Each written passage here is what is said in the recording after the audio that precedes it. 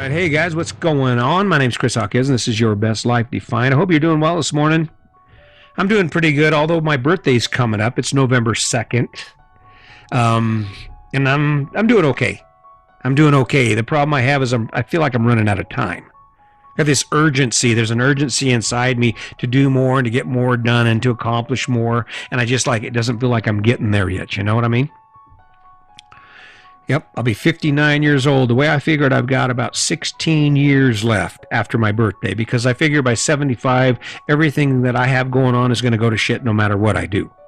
It already is. I mean, you wake up, you're tired. Sandy and I have been trying to figure out, we've both been kind of tired lately. Every so often, we'll roll hard for a week, and then we each have these days when we just run out of gas. I'm like, what the hell is that about? She's like, well, I don't know. I think I'm sick. Maybe I'm sick. I'm like, no, I don't think so. I think this is crap no one actually realizes. But as you get older, you just kind of run out of gas. It's harder to do things. Climbing in and out of trucks, doing work and doing all that. You know that. I keep thinking, damn, I'm running out of time. Damn, it won't be long. See, before I know it, and it's ticking away. You know what sucks about it is, have you ever noticed how when you're doing shit you hate, it just lasts forever? Over there digging ditch or doing something that really sucks, cleaning the deep fryer out or whatever it is you got going on in your life that sucks. You ever notice how slow time gets? Shit just grinds down to nothing. Seems like you're there for days just grinding it out, getting it done. And on the other side of that, you ever notice how quick time burns away when you're having a blast, when you wake up excited and energized about the shit you get to do? Man, it's like, I mean, I look back, I've already been retired nearly 5 years. Seemed like just yesterday I was calling my wife up to tell her, hey, guess what? They changed the rules. I get to retire in January of 2016 instead of having to wait all the way till November. You talk about a blessing, man. It really wasn't. My wife wasn't too happy about it. Sandy was expecting me to work as long as she did, or at least until our plan, till the end of 2016. And when I found that out, I was like, there's no way. And I kept trying to work it out in my head why I would stay, and it just didn't make any sense to me. Why would I spend another minute doing what I mean, granted, I had a good job, and by the time I retired, I was really enjoying my job because I found my niche. My job was to help people live a better life, was to help inspire the guys in prison to realize that this isn't the end. Just because you've done time, just because you're a felon, this is not the end. This is just a new beginning. This is where you start, okay? Get over it and start doing some shit. And when I retired, I was like, and Sandy argued about it, and I says, no, what happens if I get some sort of horrendous disease and I end up dying before I hit 2017? And then I am working. I mean, when you think about dying, we can't afford to waste a single day, can we? See, that's what keeps us doing stuff that sucks, is we don't actually believe it's going to happen. Every time you hear about someone who's got cancer or suddenly's passed away, maybe they got COVID or something, the first thing that comes out of our mouth is, can you believe it? I can't believe it. I can't believe it. Can you believe it? They died. Can you believe it? That's what comes out of our mouth. And it shouldn't. People die every day. Things happen every day. You could be running out of time. You might not even have as much time as you think you do. I mean, there you are, you're 36 years old, you're hanging out, you're grinding it out, you're hoping by 65 you can retire and all your bills will be paid off and you will have discovered the secret to happiness, and there you are just sitting in your chair purring like a content cat. Just like over there just purring and, life stroking you and you're just loving what you do. You might be running out of time. Too bad you couldn't check the book that says, hey, Jim, you only have 3 years left. Yeah, there's some bad shit coming. Can't tell you what it is, but there's some bad shit coming, right? That would suck, wouldn't it? That would suck. But that's the reality. That's what we face. I mentioned in a previous podcast about predictability. So much for predictability, right? Everybody got this plan. Well, we're going to buy the house and we're going to buy the truck. We'll pay the truck off in 7 years and the house will be paid off in 40 and then we'll get to relax and we'll go tour Europe. No, you won't. There's a chance someone who listens to this podcast won't do that. They won't be around in 40 years, even though their plan is to be around in 40 years. Now, do I have you totally depressed? Or are you sitting there going, God damn, I don't want to listen to this guy. He's dragging me into the dirt, man. Well, That's the reality. I'm not going to lie to you. Now, you want to know the upside? The upside is you're still alive because you're listening to this. The upside is you still have time because there is a chance you're going to wake up tomorrow. The question is, what are you going to do with that opportunity? Now, this is where it gets difficult. This is where it gets difficult because there are two kinds of people in the world at this point. There are a whole lot of people who are going to find all kinds of reasons why they don't need to change a thing about their life. I wouldn't change a thing about my life. My life is perfect. I love my life. And then there's going to be a small number of people who toy with the idea. Think about, wow, he's right. He's right. If I don't get busy and start spending time doing what I love and pursuing what I love, maybe I won't have time to do it. Maybe the unpredictable thing called life will come knocking on my door and it'll be over. Kind of a scary movie type thing, really. Are you scared? Hopefully, maybe that scares you. Maybe that scares you enough for you to think, oh crap, I'm going to miss out. I better stop doing all this shit I hate. And if I'm going to do all this shit I hate, maybe I should start focusing on using it to do what I love. Maybe I should start focusing on doing shit that actually makes me go, yeah. Kind of a novel idea when you think about it, but it's definitely the truth. There's no one in the world that expected a disease to hit the entire world and cause 250,000 people to die. There's no one who would have ever expected that the country would shut down. So why do you have any idea or thought about believing that you have more time to wait before you start living your best life? That just doesn't make any sense to me. I'm going to be 60 in 360, or a little over 365 days. November 2nd, I'll be 59. From that point, I have 365 days to do what I'm going to do, if in fact life hands me that. If in fact life says, hey, Chris, listen, I'm going to give you something. Hey, Chris, I'm going to give you a little something. Here's something for you.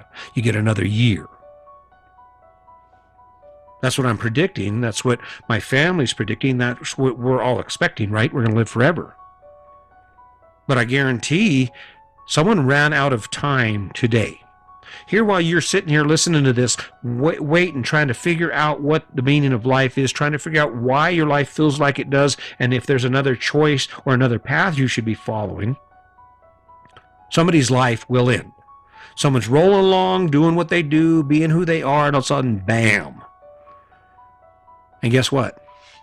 None of that stuff that they collected matters. Not to them. Get out of that garage. That's my stuff. Really? Why? What difference does it make? That's why this whole idea about these collections and about these values we hold, not based on who we are, based on what we've been taught, based on what we've been told about how happiness is supposed to look, about the image for success. I know people who love fishing and their boat hasn't been out of the yard in 6 years. There are people who valued a hard workout and going out every day and being active and chasing things and doing things, and they've given it up. Given it up so they can wake up early, go to work, come home, drink beer or wine, go to bed, and repeat. And the problem is that time's going to go by. That time is going to go by. However much time you have, it's going by. I think it's funny. We're talking about this COVID-19 and all these things that are going on in the world, and I've heard people mention how it's the end times. Revelations, yeah. The Bible, how we're in the last days. And what's funny about that is I think, well, if we're in the last days, then why are you doing the crap you're doing? Out there with your little pooper scooper cleaning up dog crap. Going to work at a job every day that sucks. Paying off the car and keep making mortgage payments on the house. I mean, that doesn't make any sense to me. Either I don't think they actually believe it. Because if I knew I only had 6 months to live, there's a lot of shit I would change. I wouldn't be walking around not eating food because I thought it would put weight on me. I guarantee you, I'd buy me a box of those Nutty Buddy bars, those little Debbie peanut bars, eat the whole damn box with a quart of chocolate milk. That's what I'd do. Oh man, it would make a mess of things, but I'd be okay with that because what do I got to lose, right? I don't know. Just like me, you're running out of time. Just like me, you're grinding it out every day that you wake up and you spend time doing shit that sucks. Now, let me clarify this because I say shit that sucks, stuff that sucks, right? It's okay to do stuff that sucks if it gives you a bunch of stuff that doesn't suck. If it gives you access to things that make you feel good inside, that put fuel in your tank and energize you.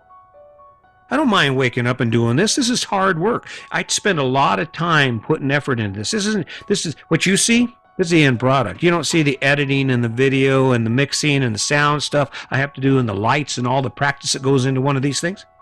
All you see is the end product. But it pulls fuel in my tank. Take a look at your average day. How many things in your average day actually put fuel in your tank, make you go, yeah, all right, I'm going to do more of that, or it inspires you to do something else? It inspires you to do something else. I just picked my art back up. I'd been drawing for a while. I used to draw, do animations and stuff like that, and I kind of stepped away from it, but I got to thinking, you know how inspiring it is just to doodle,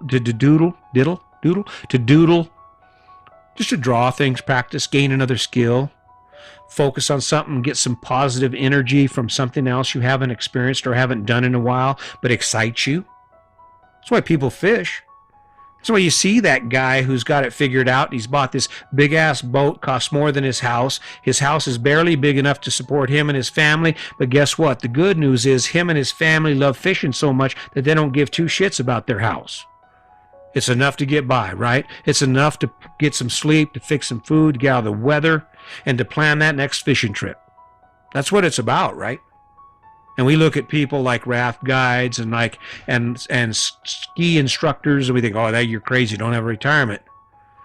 Well, chances are, if you're 35 years old, unless you've got a bunch of money, earning a bunch of money, putting a bunch of money away, you probably don't have a retirement either.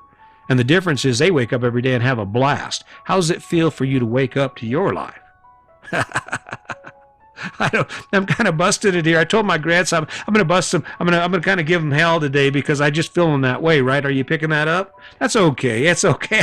It's still me, and it's still based in kindness. All it is I wake up every day excited about my life because my life has given me things that I enjoy. It's given me access to things I enjoy. The choices I'm making every day, I'm making because it makes my life better. Is everything I do easy? Does everything I do make me happy? No, there are times I wake up and I do not want to do this. There are times when I think about all kinds of reasons why I'm not good enough and why I should just step away. And guess what? I do it anyway because in the long run, I can see where it's going to take me. It's going to give me benefits that I have never imagined. So I'll just keep showing up. I hope you'll do the same. As always, just remember that we have to start every day from a platform of kindness, thankfulness, and we have to spend time in our head thinking about us. That's the only way we'll ever be able to see who we are and who we truly need, where we truly need to go. So keep that in mind. As always, just remember, today's your day. Make it a good one.